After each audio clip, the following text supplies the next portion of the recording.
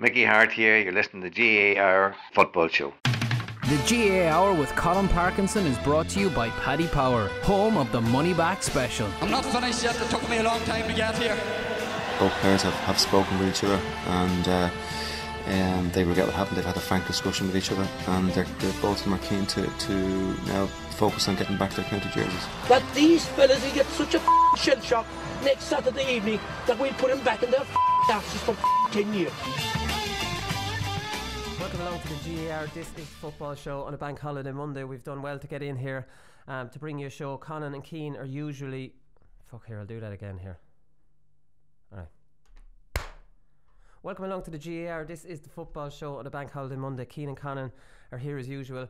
I was in Salt Hill, lads, at the weekend, and as probably the biggest story coming out of the weekend came from Salt Hill, and that is that Monaghan are in an All-Ireland semi-final.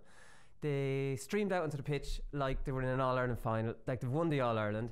It was nice to see. They outnumbered Galway, I would say, could have been 3-1. I was on the terrace looking across at the stand, and when Monaghan would get a score, I think 80% of the stand in Salt Hill was Monaghan. It's absolutely incredible, the support they have. And that is the big story coming out of the weekend. Eamonn Fitzmaurice probably stepping down as well.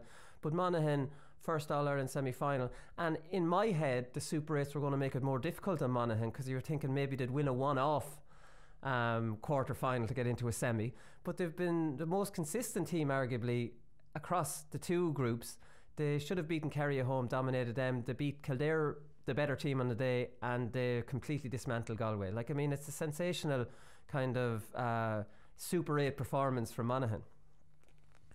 Yeah, it's brilliant for the county. They've come so close on a few occasions over the years. I think it was in 2007, was it, with when Banty was over them, they came very close to against Kerry. Yeah, against Kerry. So, there's still a few survivors from that team. So it's nice for them. They've really kept at it, and they've been supplemented by, look, realistically, a lot of quality players, and when you have enough quality players on the pitch, you tend to get results. Yeah. And Monaghan have improved this season, quite significantly, I would have thought, from even from last season, where they were very, very competitive in certain games, but they seemed to just, when it really came to it against the likes of Dublin, they were just that bit short. Now everybody comes up short against Dublin, so it's a bit harsh to be critical of them. It is, especially in Croke Park. Yeah, but I just get the impression that I don't think it really matters who Monaghan play. Now, even against Dublin, they would still give them their fill of it. I don't think Dublin would walk all over them. Yeah, well, jeez, I don't know. On Croke Park, I think that, it's very hard to make that call. The thing Malachy O'Rourke was saying, right, and this is about the support that they have, because they're not a big county, but there's a real passionate support. And they obviously lost to Fermanagh, and you see in a lot of counties, even Roscommon can't come out and support their team at home in a Super 8 game when they're playing at home to Donegal, just because they got hammered by Tyrone. But Monaghan lost against Fermanagh in a terrible performance, really, really shocking performance by them. And a lot of counties would just go, forget about that team. They went down to Waterford to play in a qualifier. Malachy O'Rourke said, we went down to Waterford, and the one thing that gave us a massive boost when we arrived in Waterford at the ground there was maybe 4,000 Monaghan supporters down there. Do you know what I mean? On the road to Waterford. You're not, you're going to win. Yeah. They're still sticking by them. It was just, I couldn't believe it. And the noise they made in Salt Hill, and I was on the terrace because the press box was full. I hadn't applied for an accreditation, and I was sitting down waiting for the game to start, and I was just looking in front of me, and there was this fella in front of me, and he'd all tattoos down his legs. It was AC/DC, the guitarist that wears the suit for AC/DC and does the funny dance. So he had a portrait of him on his leg, right? So then I started looking at his other leg, and there was other kind of metal tattoos, and I stood up then, and he had a shaved head, and he had two studs in his neck, right? And he turns around, he's got this kind of schmig beard. I'm like, this fella's not a stereotypical GA man, and he's wearing a Monaghan jersey. I was pretty sure you were going to tell me Conor McManus's face tattooed on his leg or something. But this is the type, everybody in Monaghan basically supports the Monaghan senior football team. That's what I kind of took from it. If this fella does not fit in Pearse Stadium, but he's there in a Monaghan jersey, and he had a pair of combat shorts on him, and he was just your stereotypical metalhead. So he did. I've never seen a metalhead at a GA game before. He didn't have the packed lunch and the cup of tea with him, so he's not the GA fan. Yeah, did he have a rolled up programme by any chance? Listen to me, he'd no rolled up programme. He wasn't at the back of his car with sandwiches. He could have been listening to all sorts of music on the way down. Was he listening to the radio at the game? No, nothing. No box you would take with this fella. I remember doing a piece on obviously we all talk about the population, 60,000, and I sort of worked out how many of those are between 20 and 20 or 34, and they're all men. So about 5,000 people between the ages of 20 and 34, and you look at the amount of players that they've got out of that, like some the best players in the country. But then I was talking about how many of those actually like sport, how many are actually good at sport, how many play GAA, and then somebody said to me, and about 60% of them are rally drivers as well. They are into the rally driving. Darren Hughes made an interesting comment after the game, and he's talking about Malachy O'Rourke, and after Kerry sucker punched them with a late goal, right? So we all saw Malachy O'Rourke after the game, and he's being interviewed, and he's shell shocked, right? So he's trying to talk about how good a performance it was and things like that, and how he's proud of the players. But he was clearly shell-shocked, and it's only human nature. The whole ground went silent. They had deserved to win that game. It was taken off them. They hadn't made a semi-final, and then they had to go to Salt Hill. You know what I mean? So it wasn't looking like it had only 2 minutes previously. But Darren Hughes says Malachy came in. This is Malachy coming into the dressing room after the game. Malachy came in with a big smile on his face and says, "That's great, 3 points on the board after 2 games. We'd have taken that a couple of months ago. Let's go to Galway and win." Malachy just left that interview where we saw him shell-shocked, walking down the corridor to go into his players and go, "Right, let's just put on, let's fake this. I'm livid. Let's just put a good front up." And for Darren Hughes to remember Malachy coming in with a smile on his face when Malachy did not want to smile, just made me think it's just a good bit of acting by Malachy and good management as well. Or maybe he's acting to the cameras. You don't know. It's brilliant. Look, that's what you're always looking for from your manager, is to be able to, when there is a down in the group, to be able to flip that on its head. He's the leader. He is the leader, and he's the one that has the ability to set the tone for the group and the dynamic, and to basically brainwash his players in the lead up to a game. So if that's from a few months out or if that's from a week out, it's always the next match. So how do you get your players into the right frame of mind for the next game, which is something that when you look at the contrast between Monaghan and Galway going into the game last weekend, two completely different jobs for the management, for the respective management teams. One management team got theirs completely right and got their team from a position where they would have obviously had a bit of a down, were able to turn that around straight away and get such a magnificent performance from the group of players a week later. Fantastic from the management. Fantastic management, and just him walking into the dressing room smiling and trying to put that positive spin, it just shows that how much of it's psychological and how a little thing like that, Darren Hughes is remembering it. You know what I mean? The week after.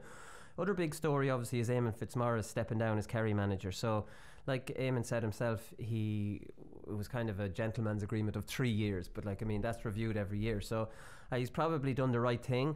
It's very, very honest of him to say that. He says with a new man in charge, it'll hopefully afford him a bit of time and space, a bit of patience within our own county to allow them to develop to their full potential. I did feel over the last few weeks that the fact I've been there for 6 years, maybe I was a bit of a lightning rod for criticism, and I was drawing criticism into the group. I didn't like the fact that some of our younger players were going around the county and there was a negative atmosphere. Now, you look at Mickey Hart, for example, and that kind of thing in Tyrone. Now, Tyrone obviously in a semi-final this year, but for the last 3 or 4 years, Mickey Hart, you could argue, has been dragging criticism on his players as well, but he stuck it out. So it takes a huge man, as far as I'm concerned, like Eamonn Fitzmaurice, to say, I'm going to protect some of these younger fellas. Their criticism can be fierce down there, and even though he could have stayed probably for another year, he's taken the decision himself. You don't see that very often. No, you don't. I think Fitzmaurice has done a fairly good job with Kerry, given the circumstances in the overall scheme of things. I think that, look, in the last couple of seasons, maybe there's been certain decisions that you could argue for or against some of the decisions that he made as a manager and some of his team selections and some of the tactics. But look, that sort of stuff, that's what the job entails. So if Kerry don't win All-Irelands, they're going to be critical, whether that's fair on the management or the players or not, whether the players are good enough or not. The supporters down there are saying, we're not good enough, we're not winning the All-Ireland. Now, if you're not good enough to win the All-Ireland, it's hardly criticism for someone to say you're not good. You weren't good enough this year to win the All-Ireland. Now, where it goes is, I'm sure it's not just related to football though, which is definitely a problem. If stuff gets around outside that, and it does when it builds up in a county where there's this sort of negative energy and momentum behind it. It's very, very difficult for players to cocoon themselves away from that, because they're hearing it everywhere they go, and Kerry is football mad. So from that point of view, it's probably a good decision from Fitzmaurice, whether, even if he is the right man for the job, which is a strange one, because I don't know who the next Kerry manager will be. Well, you see, I don't either, and I thought Fitzmaurice, like, I mean, for all the criticism, a lot of these things are criticism after the game. Like, I mean, you know, you play a sweeper, you don't play a sweeper, you're left wide open, you're wrong. You play a sweeper, if you lose the game, then the sweeper's obviously the wrong decision. And I'd say in Kerry this is amplified. He says he has a box full of hate mail. Now, like, I mean, that's obviously an older generation, and who do these people think they are? Like, there's no one under the age of 40 sends letters anymore. Like, I mean, they'll tweet you, right? So, like, I mean, there's older people in Kerry that are taking the time to write a letter and send it to Eamonn Fitzmaurice. Like, I mean, it's just bizarre to me. I think they need a bit of a reality check. Yeah. Like, it's great that Kerry find themselves in this position over the last 100 years that they think not winning an All-Ireland is a failure. That's amazing. Everybody would love that, but they're not there anymore. The game has changed, Kerry has changed, and Dublin are one of the best teams we've seen. So, like, this stat, like the Pat Spillan's throwing out, that they've only won one All-Ireland in the last 9 years. Well, Dublin have won 5 of the last 8. Kerry lost to them in a final, they lost to them in a semi-final, lost to Mayo. Like, they're not that good, they're not where they were, and it's time that they started realising that, because yes, Fitzmaurice might have made a few bad choices along the way, but Kerry aren't at that level where you can start crying that they've only won one All-Ireland in this era where Dublin are. Yeah, exactly. And you're completely right. And, like, I mean, Donegal won another All-Ireland, tactically destroyed Kerry in 2012. Kerry played into their hands. Fitzmaurice wasn't there for that. Let me just say about Fitzmaurice, right? So he came in, 2013 was his first year under Kerry. I was looking at the under-21s, right? They'd only won one under-21 in the last 8. One under-21 Munster. Now, I'm not talking about All-Ireland. Munster. Cork had dominated and Tipperary had won one. The year 2011, before Fitzmaurice took over in 2012 for the 2013 season, Kerry under-21s lost to Cork 224 to 8 points. Destroyed. Who was on that Kerry team? Brian Kelly, Peter Crowley, Mark Griffin, Jack Sherwood, Jonathan Lyon, James O'Donoghue, Barry John Keane, Stephen O'Brien, Paul Ganey, Dottie Casey. Eamonn Fitzmaurice got an All-Ireland out of these lads. Like, this was not a golden generation coming through. He made a silk purse out of a cow's ear and turned James O'Donoghue into a player of the year, turned Paul Ganey into one of the most feared forwards. I heard nothing about Ganey coming up through the ranks. Fitzmaurice has developed these fellas into top players, and he had nothing to work with. There was the breakup of a brilliant team that lost to Dublin in 2011. You had Tomás O'Shea, Paul Galvin, all these lads dropping off. So he had to marry these fellas who weren't exactly winners coming up through the underage ranks with a team that was fading, and marry these two together, and he won an All-Ireland. He wasn't given the hand that some Kerry managers in the 2000s were, where you just come in, manage these fellas, and you have to beat Tyrone or Armagh, and a lot of the time they didn't. When it came down to it and it mattered, they didn't beat Tyrone or Armagh. And Eamonn Fitzmaurice gets criticism down in Kerry for winning All-Ireland with very little. Now he's got a chance to develop a new crop of players. But you're living in cloud cuckoo land if you think. We had in Laois unbelievable minors and under 21. That you have to be 23, 24, 25 before you start like being the backbone of that team. So it's very unfair. I think he's come at a time where I think he's a very good manager, but I think he hasn't had the hand that a lot of Kerry managers have had. No, I'd agree with that. He did remarkably well to get an All-Ireland out of them, because he got the last sort of dregs out of some of their legendary players, you know, and the lads that have been around for an awful long time, you know, Mark O'Shea and Aidan O'Mahony in particular being kind of fairly prominent players on that team. So, like, he's done remarkably well from that respect to even get one All-Ireland out of them.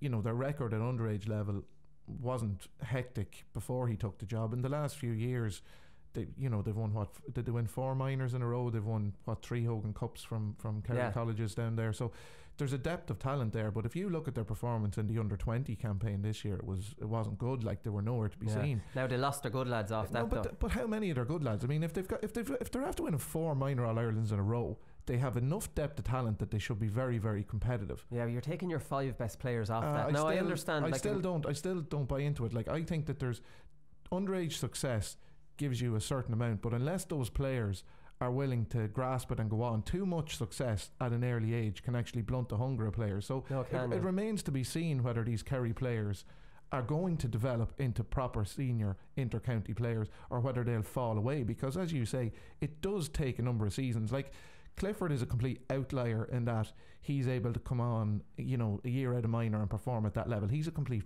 you know, freak. That doesn't happen. It rarely happens.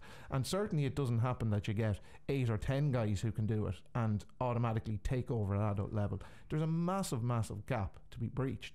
And who is the right person, and I'm sure they're thinking about this in Kerry, who is the right man to bring these guys on for a couple of years and develop them and give them game time? Because there's not exactly the appetite in Kerry to blood players. I mean, you're not going to get much credit in Kerry for blooding 6 or 8 or 10 players in a National League game and get hammered out the door.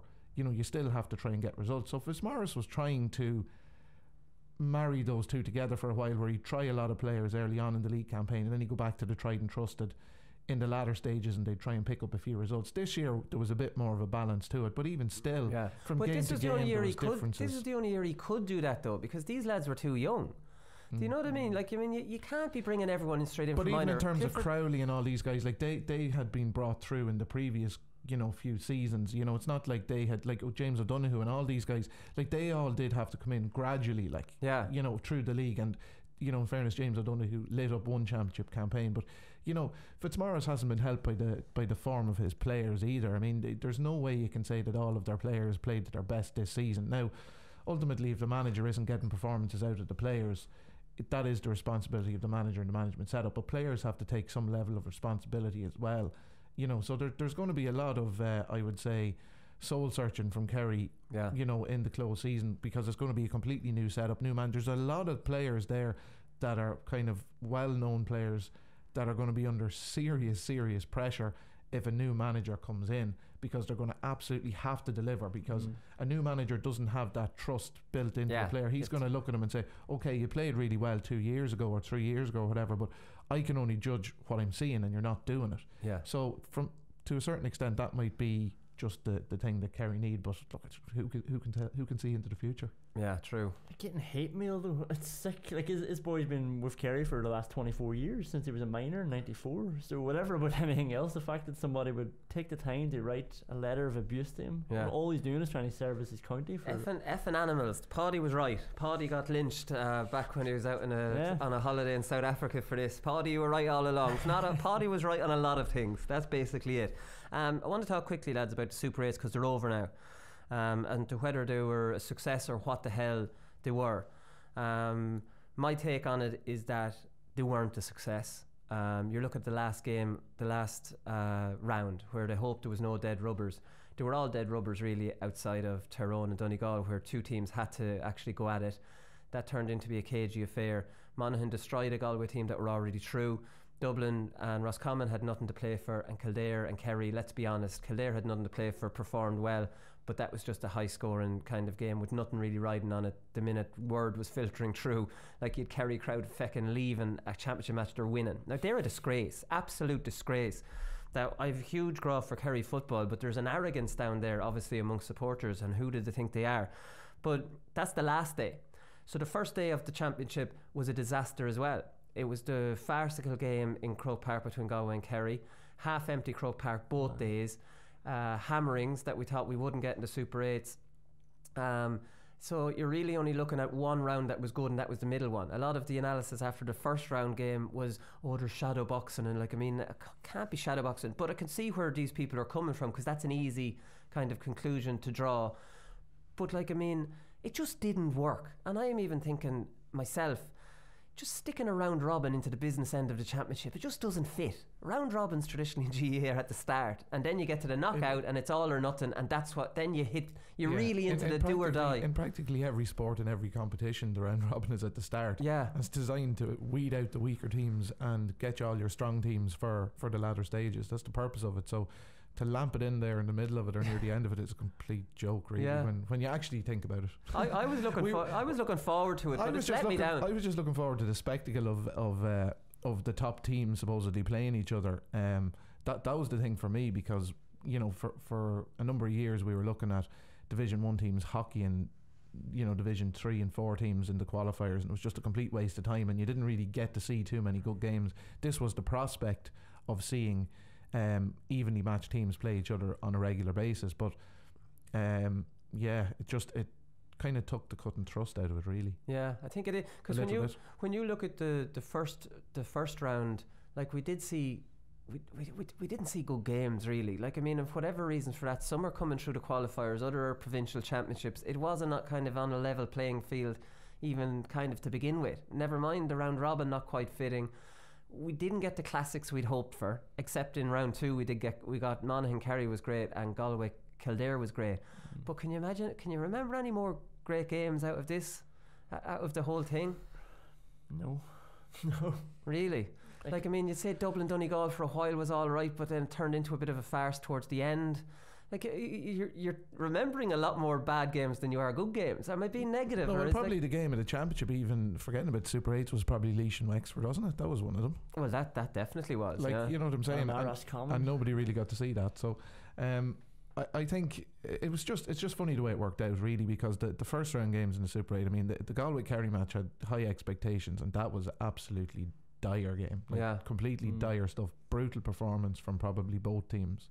The second round games we had some good, like Galway Kildare was a very exciting game. Mayo Kildare in the qualifiers was a very exciting game, and the reason that they were probably as exciting as they were was because it was back to the wall for Kildare, and Kildare are a team that approached the game in a positive manner. Yeah, so it is. It's that approach, isn't it? They're the reason that the games were good. Was Kildare had to win, and Kildare go out to win anyway. And Kildare even brought out the best in Galway. Do you know what I mean? Galway played great against Kildare. It's just the philosophies, lads. It's just the philosophies. I don't want to get into that too much about the philosophies, but some philosophies, as far as I'm concerned, you can put all these good teams together, but if they're just not going to come out and play football against each other, we're not going to see good games, and that's the reality of it. A few tweaks maybe next year. You know, I still, like I said at the time, I was looking forward to seeing the Super 8's, but I don't get the reason of having it at this point of the championship. But maybe, like, you know, taking those games out of Crewe Park, throwing them around the country somewhere. It did make a difference. That helped, maybe that'll help. You know, if we do fix that for next year, because we're going to have another 2 years anyway.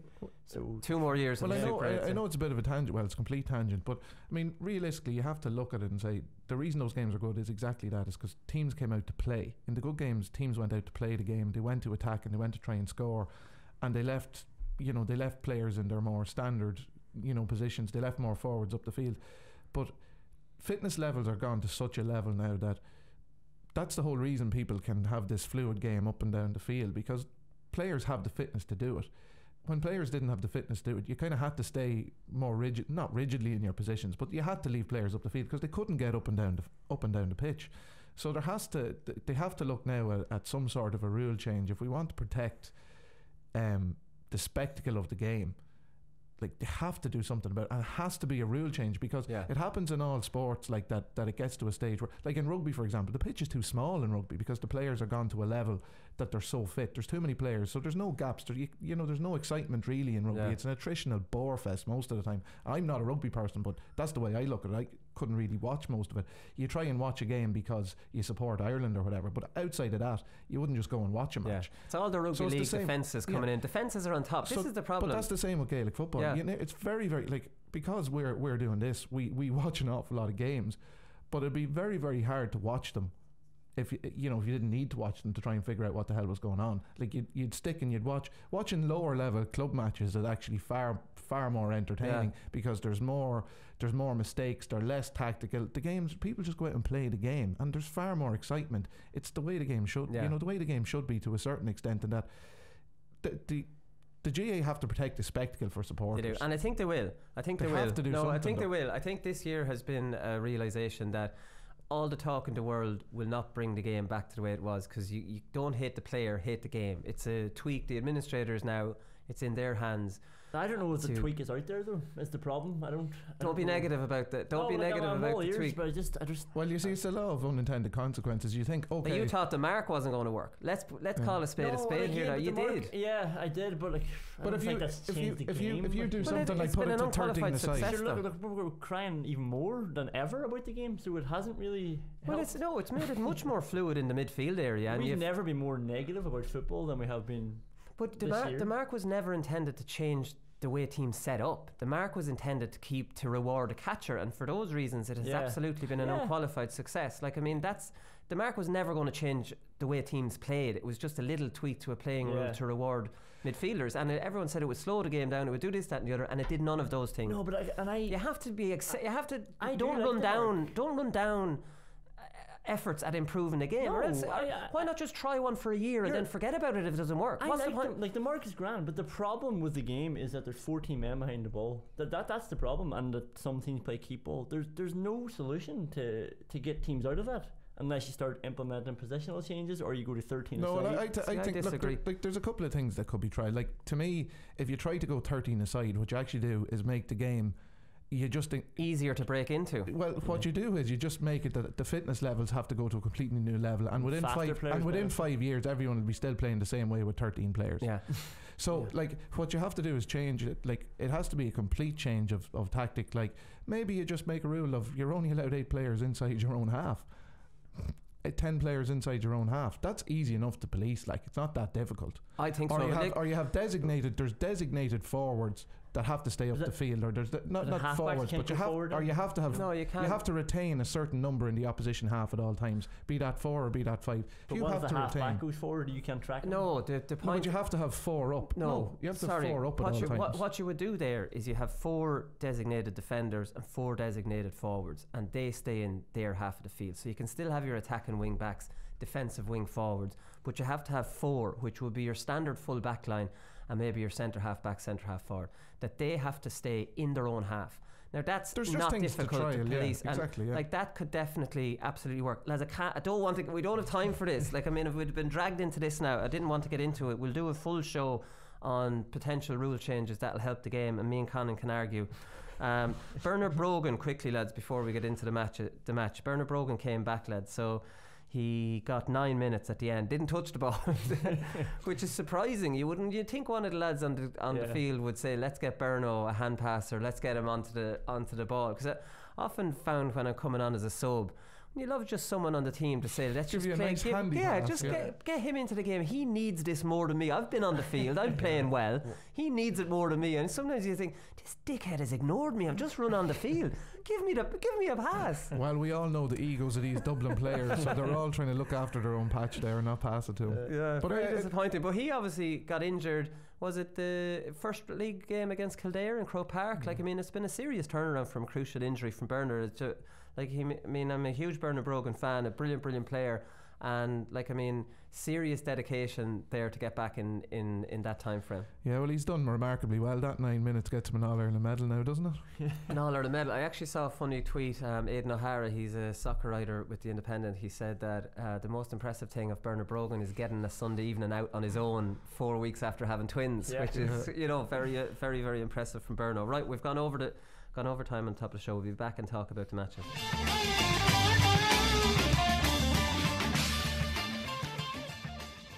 Okay, we'll start with Tyrone and Donegal, lads. So, like, I mean, 2-17, Tyrone ran up, Donegal 1-13. I flicked over from the hurling. It was probably a very unfair comparison, really. You're turning over from hurling, which is a point in an All-Ireland semi-final in the last couple of minutes. The excitement was at fever pitch, and then you go across to the Donegal-Tyrone game and there was no atmosphere and it was sideways passing. It was like, oh God, it really felt like work. I know it wasn't a fair comparison. You might as well be switching over to baseball. Like, it doesn't matter. The comparison between hurling and Gaelic football needs to stop, because they're 2 totally different games.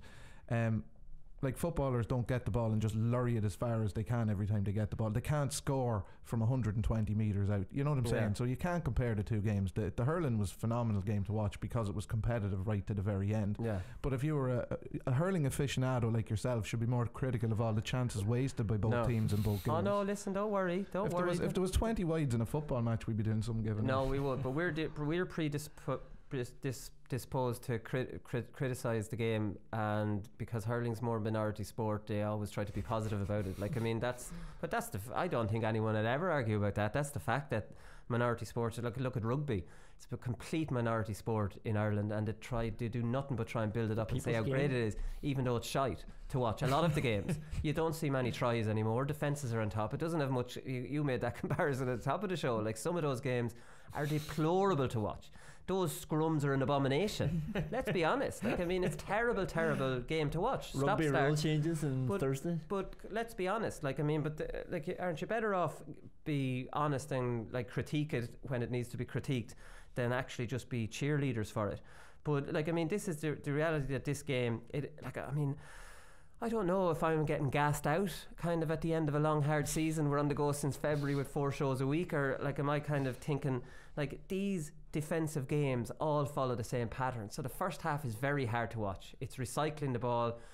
Defences are on top because they've loads of energy. They can get hands on. It's very hard to break a tackle. There's no spare men. Their zones are set up.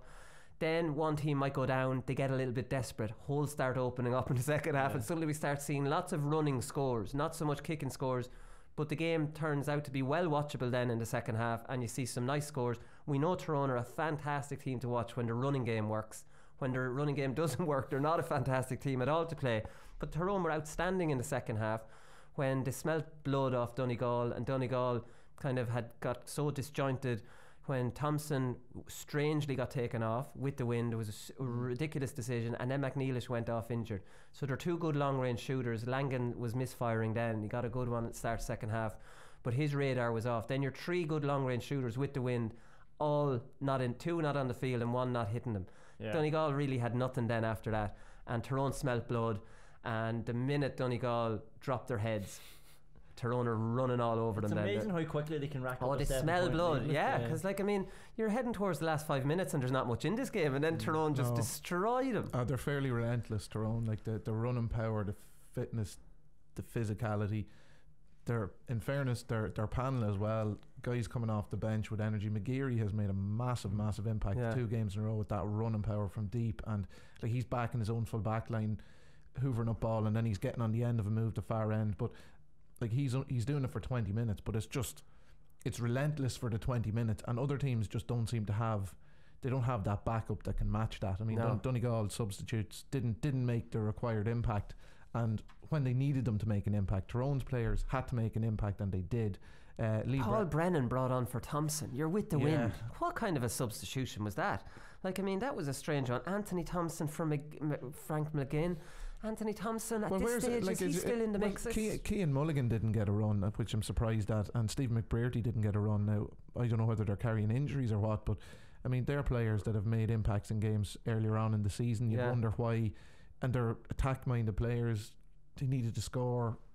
Just a couple of decisions like that. Now, again, I don't know. Obviously, we don't know the full information. Until Tyrone got the goal, I thought Donegal were well in the game. I don't think these substitutions helped Donegal's case at all. I think on the flip side, Tyrone's did work. Donegal's made them completely disjointed. What were Donegal doing for the last 15 minutes? They had no clue up front. They had no clue. They also weren't. They just didn't have the legs to stick with the Tyrone runners either. No, bottom line. Tyrone were getting overlaps. Like Tyrone were 3-on-2, 4-on-3, breaking forward on the counter attack, and Donegal players just weren't able to get back with them. They were, because they had to commit to the attack, but it was still the same sort of stuff, which is pretty much, can we get the ball to Ryan McHugh and what can he do with it then? That's the Donegal kind of, when they're up against that sort of a mass defence, that's the way it ends up being. And McHugh, in fairness to him, looked like he ran out of steam and was probably more tightly marked in the second half. Myler, he gave Myler a bit of a runaround in the first half, but he can't do it all in his own. No, he can't do it all. It's completely unfair to expect him to do it all, because he's going to be targeted as well. He's going to always draw 2 to 3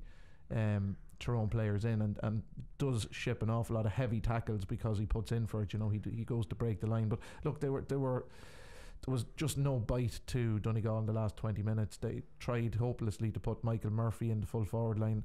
They kicked one ball in, and then he probably says, well, what's the point of being in here? And he came back out the field again. So it was just very demoralising for them in the last 20 minutes, because they looked to me like they were gassed out. They ran out of ideas, and every time Tyrone went forward, they were dangerous and they got scores, and it was just blow after blow after blow. And by the end, look, sure, the goal with the last kick of the game puts a bit of a gloss on it, but that was just the way the game ended up. And despite the fact that Donegal had been in a really, really strong position early in the second half.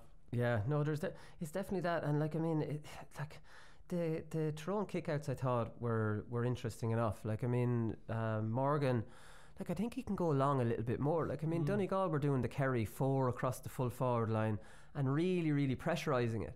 But when you're doing that, there's loads of space. On like a Rory Beggan would stick them to both wings. Imagine a Peter Hart running onto them. Now Morgan did it once in the second half, and it absolutely worked.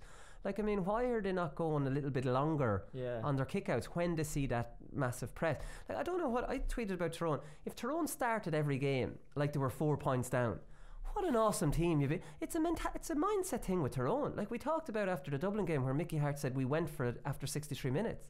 Yeah. Why can't they go for it? They're like an awesome team when they get their tails up and they're buzzing around you. And they started turning Donegal over up the pitch. They started like really.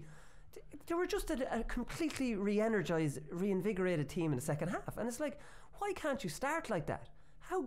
What a great team they looked. Absolutely. To me, a part of it is due to the personnel. But is it tactics that they're trying to wear the team down in the first half? They're going like, let's wear these down, let's get these tired. But like, or else are we just giving them too much credit for that? Is it that? Yeah, I think they're so. 4 points down. They're like, we have to start playing now. That's what I think. That's the sort of thing Jimmy McGuinness would talk about after it happened. yeah. You know, as if it was a master plan, which it clearly isn't. Like, so. Look, to me, that's a great point. most of the time, it just comes down to the players you have on the pitch. Like Lee Brennan is on, Mark Bradley's on. They're better players than McCalliskey and the guys that they're in for. I know. Donald. Or Donnelly went off Donnelly. as well. Or McGeary came in. I can't remember who, for Richie Donnelly. Just gave them a bit more energy around the pitch. Just better ball carriers, more pace. Bit more cleverness in their approach to the game as well at times, and on the day just performed really well. So I think when you have more quality on the pitch, you're going to look a better team. There's going to be better interchange. Like Lee Brennan had the ability to take his man on and beat him. Nobody else was really doing that in the game, you know, with a bit of skill. And he came on with a point to prove. He's been out of the game for an awful long time, so he was mad hungry for a ball. He was showing well. But this is the thing. And he comes on maybe against, look, you could argue the point, the master plan, it comes on against a defender who's slightly more tired than he would be in the first half, or has less cover. This is the thing though. So now everyone will be clamouring for Lee Brennan to start, and I can see that. Lee Brennan started against Monaghan, and he didn't get a kick at the ball. Ronan O'Neill didn't get a kick at the ball. Like, I mean, in that first half against Donegal, do you think Brennan would have got a kick at the ball? He wouldn't have. It's just Tyrone's mindset changed in the second half. He got on the ball. So Tyrone will play Monaghan in the All-Ireland semi-final. If Tyrone go out in the first half like they did against Donegal, is Rory Brennan going to play well? He's not. He's just not. They're not going to give him the platform to play. They're not going to get any ball up. They're not going to get any sort of ball up the field where they can service him. So you're going to have the same old stuff that everybody in behind the ball. Rory Brennan up the far end of the field, scratching his arse, and then hoping for a break through the hands where he'll come around in the loop. He might, but then the other team will have a lot of players back because Tyrone have just run it up the field.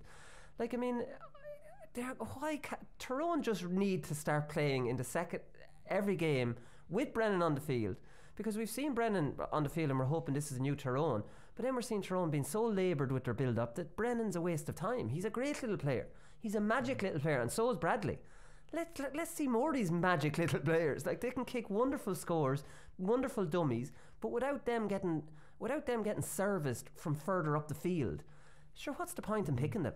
I think the personnel point you make is valid, Cian, but what that does, it changes the mindset. Yeah, as well, it does. That's the thing. Like, that's the point, is that when you have not better players, but when you have certain players on the field with certain skill sets, changes the attitude of everyone around them. Because when he's getting the ball, he's maybe being direct. He's going at the opposition, and all of a sudden, everyone around on the pitch is going, all right, now we can actually. This is happening. No, now. he inspired Tyrone. He's not getting the ball and just recycling it back. And then it's like, okay, well, I'll pass it across and you'll pass it, and nobody actually tries to make something happen in a positive light. And that's the great thing, in fairness to Jamie Brennan.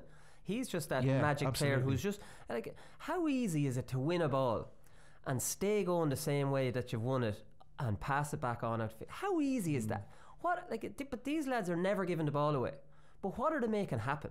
Are you not better off drop the shoulder and take him on the inside? And look, you might get cornered up by two lads. If that happens, then turn back out. But don't turn back out if there's just one fella on. Like, make something happen. Inject pace. Throw a dummy. That's what Bradley does. That's what Brennan does. That's what the two Brennans do. That's what the good forwards do. And if you don't have forwards that are capable or willing to take that chance and throw a dummy and go past someone, what's the point in having them in there, really? Like, I mean, all you're doing is going to win a ball. And in fairness to Richie Donnelly, that's generally what he does. He just wins it and then just like while he can win a few good balls, he generally just recycles it back out again. He does a lot, and in fairness to him, I thought, like, I even saw a little bit of development in him at the weekend, that he did try on occasion to try and get his shot away. He did look like he was trying to play like more of an orthodox forward. I'd say it's something that maybe Stephen O'Neill has been telling him, is if you're in there, you have to get scores. You can't just, you know, show for a ball or win a ball and recycle it back out. You need to try and make something happen. And to his credit, I thought he was on occasions trying to do it, but he's just not as skillful or as dynamic a player as Lee Brennan or as Bradley, who are like, they are so hard to tie down. They've such pace, low to the ground, very, very difficult. Like, they're very exciting players to watch. Like, they don't have the same power that somebody like Donnelly will have, but they just give you something different, like, and they're able to, they're game changers, they're game breakers, they're able to just create something out of nothing. And to me, players that have the ability to do that are always worth a shot in a team, like, because they can just make something happen out of nothing. No, they can, and you'd love to see them getting a bit more service. So who does McGeary? I agree with you on McGeary. I think he's a great player. He was a captain of the under-21s when they beat Tip. Like, this lad is a real leader and a really good player. But who gets dropped if he wants to start? When he came on, I don't know. I think he might have been playing midfield, and Peter Hart ended up actually as kind of the lone forward. It was like Peter Hart, Brennan, and Bradley were sort of the three men up. But at that stage, you know, Myler was maybe off the field. I think maybe Sludden was gone off the pitch. So they've kind of a bit of fluidity in their team. To me, one of the big differences, when they took off Frank Burns, they seemed to go back to the one sweeper and push another man out the field. And to me, with Colin Kavanagh back there, who was quite lucky, I think, not to get a black card for a late tackle on Ryan McHugh. That was a blatant black card. It was. You won't get a more clear cut. That was a time when the game was like Donegal were in control of the match. Kavanagh was after getting himself a stupid yellow card wrestling with McNeilish. Late tackle on McHugh should have been a black card and a red, couldn't have been replaced. Donegal probably run out possibly easy winners because Kavanagh was outstanding. In the last 20 minutes he was unbelievable. He stripped a load of ball, he was blocking and everything. So like I don't know, like, you go back to it and say, did the ref, like, all this positivity about Tyrone, and we're talking about the negativity of Donegal in the last few minutes, but a key refereeing decision, you could argue, cost Donegal the game, and it wasn't even a difficult one. It happened right in front of him. He saw it. Yeah. And he didn't even come back to it to even talk to him, and he saw this. He saw a lot of things and didn't bother. He missed a lot of double bounces. Like, I mean, that's very obvious. But like, I mean, I don't want to start talking about referees, but that was a disgraceful one. Tiernan McCann was really back. Tiernan McCann was back to the old Tiernan McCann. Brilliant and infuriating all at the same time. So Tiernan McCann kicks an outstanding score off his left foot early in the game. He had a very good game. He loves those broken play, and he got loads of broken play in the second half and got in and was able to show his pace. I disagree with Keane in saying that the hand pass absolutely was a pass. I don't think it was a hand pass over the bar. I think it was a no look pass across. No, I do think he was looking at the goals when he hand passed it, but I don't think that means that he didn't mean to pass it across. He knew Loughran was in there for a while though. He thought Loughran was there. He looked at Loughran first, so he was aware of where Loughran was, and then when he hand passed it, I think he just went off, kind of disguised it across. Like, I mean, there's no way it could have been that bad, a hand pass over the bar. He wasn't even being challenged. It couldn't be that bad. That just happened to land into Loughran's. We don't think it was that bad. We think it was a pass. Good fortune goes your way sometimes. I mean, when you have a mishit hand pass that ends up with a game-changing goal, and then the ref doesn't send off one of your key men for an obvious black card, these things can sometimes go your way. Another thing Tiernan McCann did when that pass was palmed into the goals, he turns around and trash talks and shouts into somebody's face. I don't know who it was. Another thing Tiernan McCann did, and I think this is just it's not Tiernan McCann is the only person doing this, but Tiernan McCann was maybe the most blatant diver of this I've ever seen. Hand on the chest. So Langan is standing there with both hands out, which is what you'd ask your defenders to do. Tiernan McCann literally ran into one of the hands that was out and fell back onto the ground, and Langan got a yellow card. Like, McQuinlan just was a disgrace yesterday, really, when you look at his performance overall. Langan is allowed to put his two arms out. He didn't even put his hand towards McCann. They were just out, and McCann ran into it and fell backwards. Like, you can't do that. That's taking it to a whole new level of diving. We know, we've talked on the podcast, players are accentuating these high tackles. You put your hand up high, they're all flinging themselves back onto the ground, all doing it now. You see it all the time. There's so many tackles that look dangerous, and they're the more dangerous. But McCann brought it to a new level, as I have not witnessed this before, where you're just running into a hand that's just there.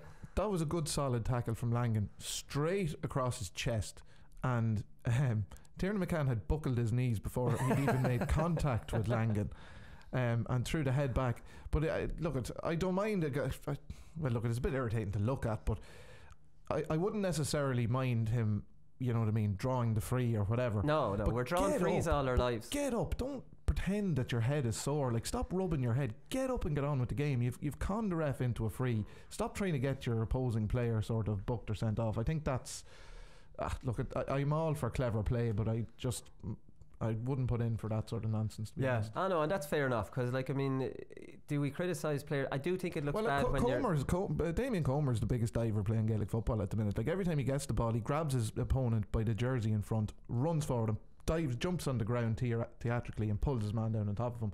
I mean, like, he's making them look spectacular. He'd give Neymar a run for his money in terms of how bad he makes the tackles look. I mean, Comer goes to ground, you're like, geez, he's after getting absolutely poleaxed there. And you look at the replay and you're like, Comer had his 2 feet off the ground long before your man made contact. Yeah. He's diving into the tackle and he's winning frees. Yeah, no, listen, they're all buying. I don't blame lads for buying frees, because sometimes you don't get frees you deserve, and I understand the buying it. It's the pretending to be injured. Yeah, it's the pretending to be hurt and getting a guy sent off. Yeah, that's different.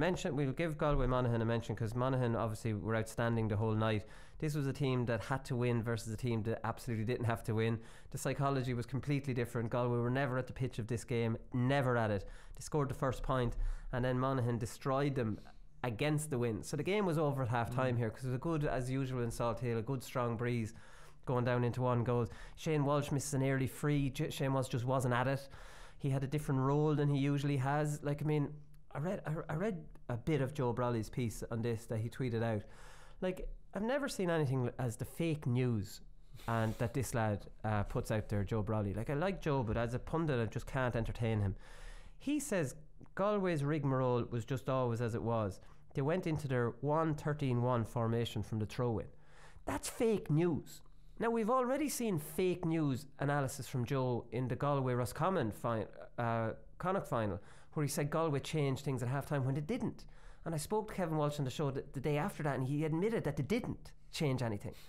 Things just, balls went to hand, and they were playing with the wind, and they dominated midfield, and it looked like they might have changed. And he said they did nothing different, right? So that was the point we were making. So this 1-13-1 is fake news. Because as you know here, I have a keen interest in Galway and how they set up. So I was watching them. They left Farley, Comer and Burke up front at all times. Unless something unbelievable happened. They were the 3 up front. Now, that was different to what they did against Kildare, for example, where Walsh was part of that 3 and Walsh was winning the ball out in front. So they had Varley as being that first lad breaking, and he's not at the races at that role. So Galway never got the kicking game going. They never played any good football. Walsh was being followed by Colin Walsh, and he was dropping too deep, so he wasn't getting ball in dangerous positions where he could turn and give it in, and Galway were just all over the place. Johnny Heaney wasn't playing. Now everybody knows Johnny Heaney wears number 7 but plays wing forward, and Sean Kelly plays wing back. So Sean Kelly's as limited as a player now as you're going to see. I was watching him the other night. He's in front of me on the stand. So he's marking Vinnie Corey as a wing forward. So he's just dropping off Vinnie Corey, trying to get back into plug up into a zone or plug up an area, and Vinnie Corey's letting him on, but Vinnie Corey's just hugging the sideline but letting him on. So because Galway aren't defending with as big a numbers as they used to defend with, because they're leaving 3 up, unlike the fake news that Joe Brolly is trying to say, it's fake news. I was at the game, I saw this is fake news. 1-13-1 is fake news, right? So Corey is waiting out on the sideline, right? And he's waiting for Kelly to inevitably get sucked in to tackle someone. The minute that happens, Corey's gone, and he's that spare man out the wing. Amount of times he saw Monaghan patiently hold it, and then all of a sudden Vinnie Corey's popping out of nowhere out on the sideline. This was it. But if you've got the 13 men back like Joe with that fake news is, you'll have enough bodies back to cover Corey, but there weren't. Galway weren't intense in the tackle, got no good turnovers. Monaghan deserve credit for that because they didn't bring it into the tackle very often, they recycled it. Galway couldn't get their kicking game going like they could against Kildare because Walsh was dropping too deep, and there's loads of reasons for this. Monaghan at the pitch of it, Monaghan, a very very good team, had to win. Galway psychologically weren't at that game, and that's the reality of it. And that's how I would sum up this kind of game.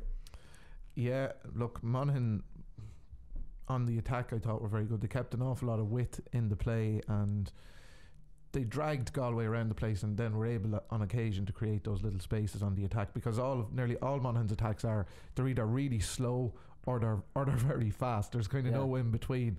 It's either the real methodical slow build up, or they're hitting really fast on the counter attack, maybe from actually their counter attacks are almost always from their own kickouts, where Beggan gets one over the top and it's 2-3 passes and they have a score. That's where they get joy. Yeah, and McInnesby got a brilliant one the second half from that. But they got a few excellent scores with those fast breaks from their own defence. I'd have to question, like, there's some of the Galway players. I mean, I'd have to seriously question how Sean Andy O'Kelly stays on the pitch for Galway as long as he does in every game, because he's the one player that they have that just continually loses the ball. Like, he never gets left back as the 2 in the full back line, and he's absolutely terrible in possession. So I struggle to see what he actually offers the team when he's not playing in the full back line. Like, he evidently isn't trusted by the Galway management to be one of the tight marking inside full back line in terms of the defensive duty. In his defence, he does inject pace when he gets it. Give him his due. He does give the ball away, but he always goes forward with the ball. But I don't really care what he does, because he ends up losing the ball. He runs forward, he solos the ball too high in the air, or he kicks it away, or he ends up just running into trouble and losing it. I just can't understand why. If you have a guy who's definitely and probably a very robust defender in terms of a traditional full back position, it's just strange to me that he's the guy that is used in the full back line, because you saw Kine breaking forward to good effect in some of their previous matches against Kerry. So to me, I just think it's strange that they wouldn't have that tweak. But look, it was a game that Galway didn't need to win. I'm very surprised at how many of their first string played the game. Yeah. To me, again, I said it, they should have played a complete second string. I don't know what impact losing that game will have for them, because even if they weren't going full tilt, which they clearly weren't, in their head they thought they were preparing to go full but tilt. they'll separate themselves from that. Like, I mean, I don't think that result will have any impact on next week. Like psychologically, Kevin Walsh will have done a Did Sean Kelly go off injured at the end of the game with a pulled hamstring?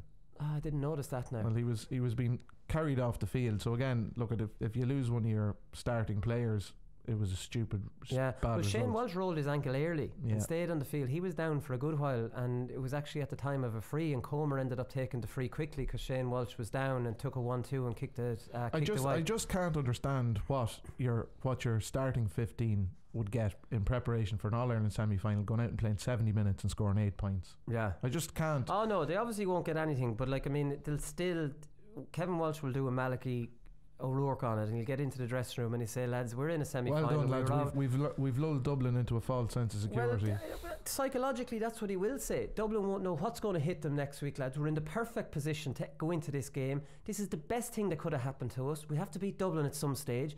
Who are we to fear Dublin? In fact, I prefer getting Dublin now in the semi-final than the final. Do you know what I mean? You heard all these things before. This will all be flipped on its head, and Galway will be primed going into the I don't think that's the end of Galway at all. They've been too good all year to allow one game where they're already through. Now, it was a dreadful performance. You can't say anything. One thing Galway are kind of stuck on is Lavelle's kickouts, and I'll leave it on this. Like, I mean, the contrast in the kickouts and just the importance of Beggan. Like, I mean, he hits anybody he wants, but Lavelle can't hit anybody he wants. And Lavelle doesn't have a long boom and kick out, to the point where Galway have the weirdest tactics from their kick out. Now, I noticed this against Kerry and Croke Park, but it was on the far side of the field where I noticed it, but it was right in front of this now. So Cook and Tomas Flynn line up on the sideline, right? So they're on the opposition 65, and they're on the sideline, both of them together. So the whole pitch is open for Lavelle to hit targets. He's not really able to hit them. So the amount of times you see Lavelle looking around, nothing on, eventually he'll throw his hands in the air, which is probably the signal to go to the two lads, and he ends up just kicking it out to the two lads. Now, that's obviously his plan B if no other good fast kick out works. It seems to happen an awful lot that there's not a good kick out, because he, like, with all that middle of the field open, Beggan would have a field day. Like, he would have an absolute field day. Now, Lavelle can't have that field day, but even the tactics of having the two lads beside each other. So Flynn won a couple of balls, but where is he winning them? He's winning them out on the sideline. There isn't even lads off the shoulder because he's stuck out on the sideline. Like, I mean, it's not an attacking tactic. Look, you can flip that on its head and say it's a great attacking tactic if it works, because what you've done is you've pulled a large number of players into a zone and you've opened up the rest of the field Flynn is about, I don't know what is he, 6'6" or 6'7". Huge, yeah. Like, he's a monster, and you have Cook beside him, basically ensuring that nobody else jumps with Flynn apart from Flynn's own man, which means and Lavella's hanging them up there. And that's what Cook does. Cook wrestles his man and lets Flynn wrestles his man, make sure nobody comes in on top of Flynn. Flynn, to be fair, probably won 2 or 3 of them in a row. Yeah. Now, if they get a quick transfer to runners coming through the centre, the whole pitch is opened up and they've sucked bodies in. So I think there's merit in the tactic because they have the tools to, you know, put it into action. But I suppose in a game like that the other day, Monaghan are sort of just, look, as with most of the top teams, whatever sort of thing you throw at them, they seem to be able to sort of deal with it. They've done enough sort of tactical work on the training field that they're kind of aware of where gaps are, and they have very good collective responsibility. Like, you know, it wouldn't be a surprise if Conor McManus saw a hole appearing somewhere in the middle of the field, he'd nearly sprint out from the full forward line to cover it. Like, that's what he does. You know, these teams are. They have a huge work ethic and collective responsibility. No, he does. The only thing I would say on that now, because Flynn even got a couple of marks over there, I didn't see a quick transfer to someone through the middle. So then I'm wondering, is that, like, if that's a clear tactic, then you want to see Flynn possession. Yeah, you want to see Flynn on his toes and saying, "Where's the runner?" Like, there was none of that. I'm just saying, like, there's merit if I was coaching it on. Yeah, I would love if I saw that, though. That if Flynn did that there's a clear tactic that then somebody's breaking and. Or there's a plan, but it didn't look like it. If that's a set play where Flynn's getting a mark over there, where's the evidence of why that was doing? That's why I thought it was a confused tactic. Yeah, well, even in terms of possession retention, if you're Galway and your goalkeeper isn't that comfortable with picking out passes and a team has pressed right up on top of you, it's all slowed down. Right, well, let's kick it to our big midfielder, right isolated on the wing. So even if you do lose it, the opposition have the ball on the sideline, well outside the 45. They're way outside the scoring zone, and you have all your players in position. So it's a sort of if you're to look at it, it's maybe somewhat a bit of the way Galway are. They're maybe that little bit conservative in terms of the way Monaghan on their kickouts, I suppose, because they have Began. They're an attacking weapon. It's very, very positive. It's rarely just about ball retention close to goal. He does that on occasion, but that's only nearly if the attacking option isn't on. It's nearly Monaghan's best attacking option because it's where you'll have an orthodox formation. They have the ball and they're going to be hit on the chest somewhere. So, like, I mean, they kind of know that these are the plays that we have to get scores off, and they're the plays where if we're move the ball fast enough, there's scores to be got outside of the old kind of, you know, recycling kind of stuff. Like, I mean, the difference in it was unbelievable. Right, listen, we'll come back here, lads, and we'll do performance of the weekend.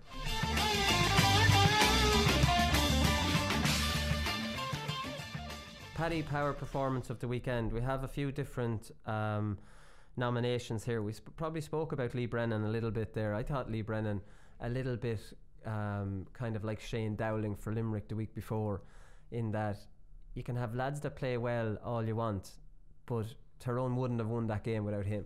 Like, I mean, that's without his injection of class and the whole psychology of actually, let's go at these aren't that good, we'll go at them, we'll play. Brennan plays with his chest out, which is absolutely the Tyrone way.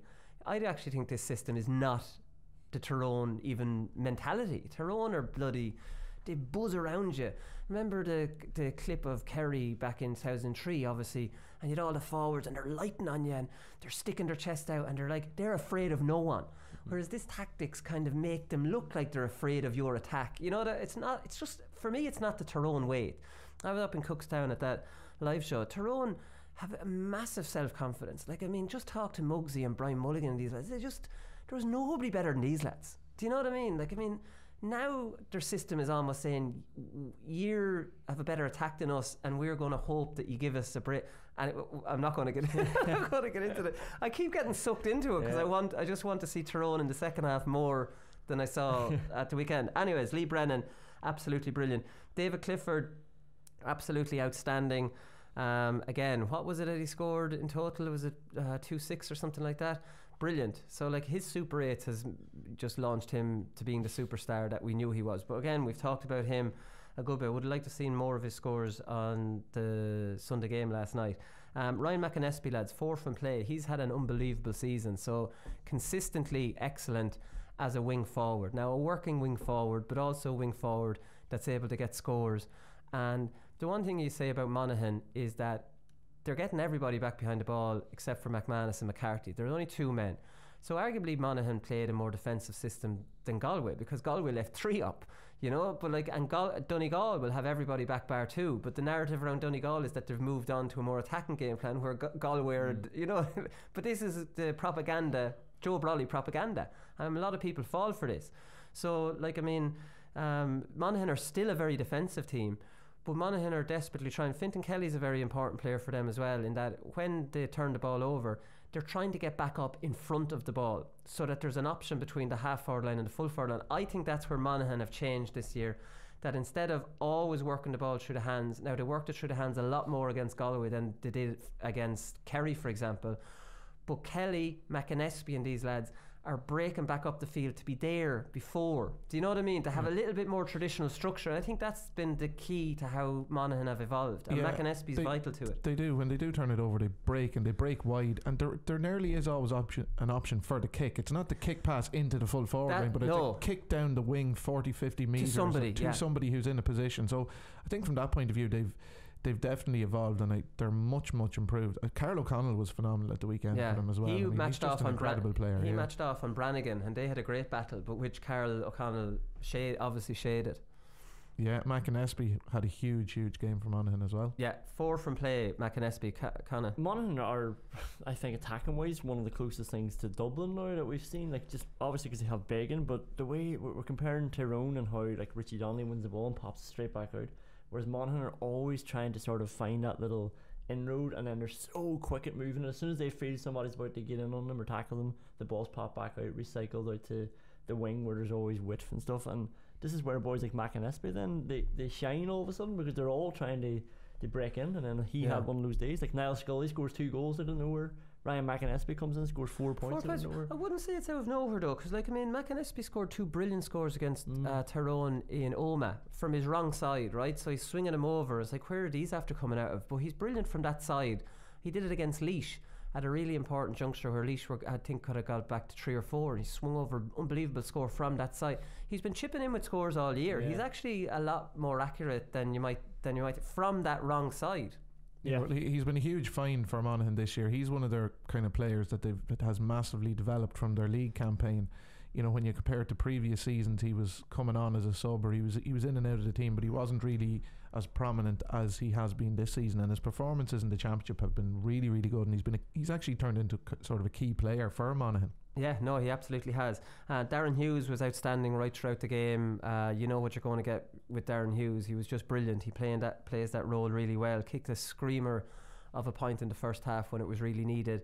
And he's the old dog for the hard road, really, with Monaghan. He nearly kind of, you know, he's a symbol for the team, really. They need him playing well, dropping back into defence when needed, but also getting back up there and breaking through lines. He's a real workhorse for Monaghan, and always has been a real workhorse. Yeah, and again, one of their more experienced players. You look at the likes of himself, Vinnie Corey, Colin Walsh. They've been around a number of years, and they just continue to be able to put in these performances. Like, I was just thinking about it, like Monaghan are the sort of team that you kind of hate to play against, but you'd almost hate to play for them as well. You know, in terms of the way they play the game. I mean, McManus is the only, like, as a forward, a very difficult team to play even on, because like you look at say somebody like Jack McCarron, like he can't get into the team because there's only really room for one forward. Yeah, well, 2. He's between him and McCarthy. But McCarthy's not playing well, lads. Like, no. I mean, at what point does McCarthy take a rest here? Because he's been unimpressive for a few games now, and McCarron's been unimpressive for longer. Well, he has. I think that forward line is better than what McCarron could offer. I'll tell you, if you compare McCarthy right to Brennan and Bradley, McCarthy has that trick. He never uses it. He's Mr. Recycle. He's Mr. I'm not making a mistake. And this is a confidence thing, I'd imagine, because you don't want to go into contact and spill it up. Brennan just is a cocky little player, you know, by him. And Bradley's just so light on his feet, you'd be doing well to try and get hold of him. But McCarthy is that style of player, and he's a dummy solo, and he has a drop of a shoulder, and he has a little bit of pace. He's not using that. I think it's a confidence thing, because he's Mr. Recycle, and there's nothing worse than seeing a little player like him recycling it off, and he just doesn't want to throw that dummy and go past his man. Yeah, well, I suppose you're always looking for a player like him to, because he has the capability to explode into a game and kick 3 or 4 points from play or get a goal. So it just hasn't happened for him so far in the championship, but we've seen that he's capable of doing it. So look, at the thing about it is, from game to game, these guys have such talent and ability that on the day they're capable of producing. We just haven't seen it consistently from the like of him. But sometimes it can only take one game, and if he gets a score early in a match, he can just light up the game. You know, that's what the players of this sort of quality, that's what they're capable of doing. Like, and they're rare. Like, you know, the players like that are kind of rare. Like, so you have to try and you know, as a manager, I think you have to keep with them. You have to give them the opportunity and try and give them the platform to play. But look, Monaghan will definitely be looking for more from him. I've just, my phone's ringing in my pocket and it's a number from Somalia. So it looks like I've just won a million euros. I'll do next week's shoe. Classic. Right, Paul Cribben, lad, scores 1-5. We didn't get to see this game because obviously we saw limited highlights, so I don't think the highlights did Paul Cribben justice. 1-5 from play against Kerry. Obviously marking Killian Young, who just for isn't at the top level of Kerry footballers, and if you're going to move on, you probably won't have him centre half back. But Cribben, we can't comment on his performance yesterday, but he is a top class player and finally found his position that he's going to be best in, and that's centre half forward. Yeah, look, he was good. I watched about 45 minutes of that Kerry Kildare game, and Cribben, saw that. Sorry, I forgot that. Cribben was very prominent in the first half, you know, coming on the loop and kicking scores, and Kildare were brilliant really in terms of their efficiency up front early in the game against Kerry, and had Kerry in massive trouble. Cribben was good.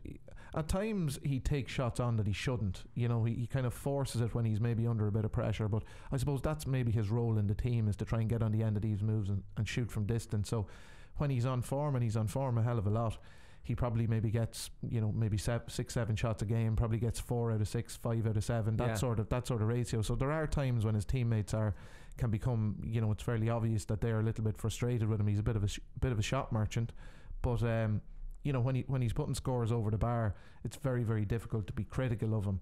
And I think he's had a decent championship campaign, probably more prominent than the Super 8's actually, when games have gotten tight and their inside forward line maybe are struggling to get the opportunities. He's the man that's coming on the loop and getting those scores. So look, he deserves credit for a good championship campaign. On paper, Kildare have 0 points, the same as Roscommon, but the Super 8's have told a completely different story, in that Kildare aren't far away and Roscommon are very far away. Yeah, what was it? A point to Monaghan, 2 points maybe, and then 2 to Monaghan in Croker. Yeah. Well, look, interesting. Like that Kerry Kildare would have won that game yesterday if Neil Flynn hadn't got himself sent off. And if they had something to play for, really but like there were 6 points up and he gets himself stupidly sent off. Was there no win there? No, was it like not enough of a factor to me. Right. Like, I mean, it was Kildare actually. It's one of these games that.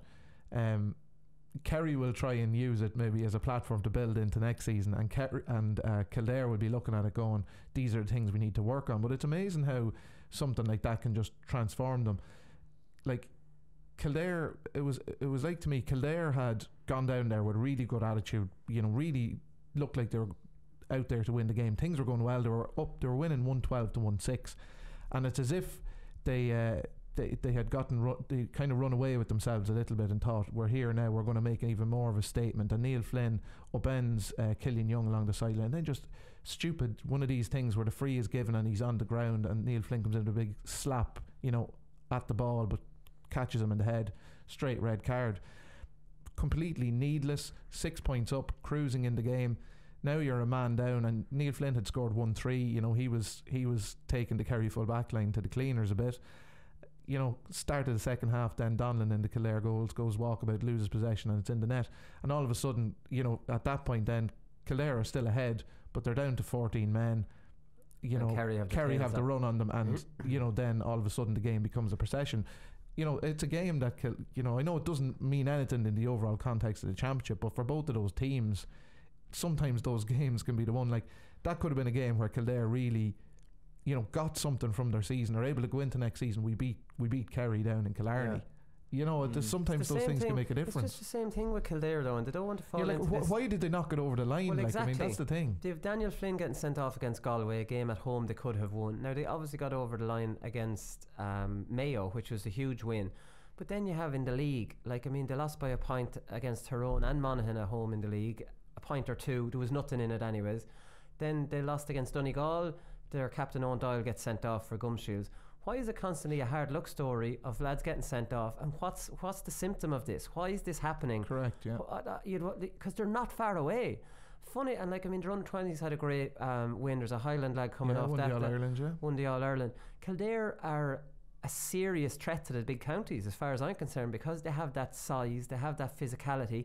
What they probably need is a bollocks or two in the defence. A Philly McMahon, somebody just psychologically to go, we're here, which, you know, I think that but even when they do it, it's well, look, I didn't call Philly a bollocks, I just want to distance myself Steve from McDonald was here now. well, I think the Dubs have gotten away with a few as well over recent years. Bollocks in the nicest possible way on the field. And like, Johnny Cooper, look, but you understand the type of defender I think they need. But this is the thing, like I think it was Highland that got himself black carded for Clifford in the first half as well, where Clifford was, you know, he was tight enough on Clifford, but Clifford, you know, got a score too often, and after Clifford get a score, he'd be in his face, and then, you know, Highland just grabbed him by the back of the jersey and just pulled him to the ground, gets himself a black card. Like, this is mad stuff. Like, you're winning by 6 points. Like, it's just, that's the sort of lack of discipline really that's kind of cost them, and it definitely cost them yesterday. But over the course of their season, be that a lack of discipline in terms of getting sent off, a lack of discipline maybe in tracking a runner or making a right decision in a game, all of these things have caught up with Kildare over the course of the season. It's why they got relegated, and it's why they hadn't, you know, it's why they didn't qualify out of the Super 8's as well, because they've just come up short. So they're very close, and they're one of the teams there that you're looking at going, they can take an awful lot from the season if they can, you know, harness it in the right way, or they can continue to do the same things next season. So very interesting off season for them to see how they go into next season. Yeah, definitely, but I'd be positive if I was them. Right, listen, we'll give performance of the weekend for what it's worth, even though your opinion means nothing on performance of the weekend. Who would you go for? I'd go for Ryan McAnespie. Ryan McAnespie, yeah, I'd say Ryan McAnespie as well, in terms of the biggest game, and he had the biggest influence. Clifford won the public vote. That's what I was going to ask you. So we did a vote on Sports Joe, and what was the story with this one? I'd say nobody even watched the game. they just saw the paper and gave him. That's what we usually do in the league, isn't it? Paul Cribben 11%, Lee Brennan 22%, Ryan McAnespie 28%, and David Clifford 40%. So Ryan McAnespie came second. Look, I'm going to give it to Ryan McAnespie as well. Like, even though it was a one-sided game, but it was one-sided because of the likes of his performance. He was outstanding, and like, I was close to giving it to Lee Brennan though, lads. Like, he made such a difference in such an important game. Like, I mean, I was Lee Brennan before the two of you said it, so you do influence me. I've gone right. I can't take it back off Ryan McAnespie. But Lee Brennan's very, very unlucky that he influenced a really tight game as much as he did and doesn't get performance of the weekend. So listen, Ryan McAnespie wins it, so congratulations to him. Can you sense I have a little bit of asthma today? No, do you hear me breathing now? I just thought you were mad to get back to this phone call that you have. Right, we'll be back on Thursday with some show. We've obviously nothing to preview next weekend, but we have semi-finals next weekend. It's the weekend after we'll come back. Wouldn't forget the hurling semi-final. Right, we'll talk to you then. Good luck.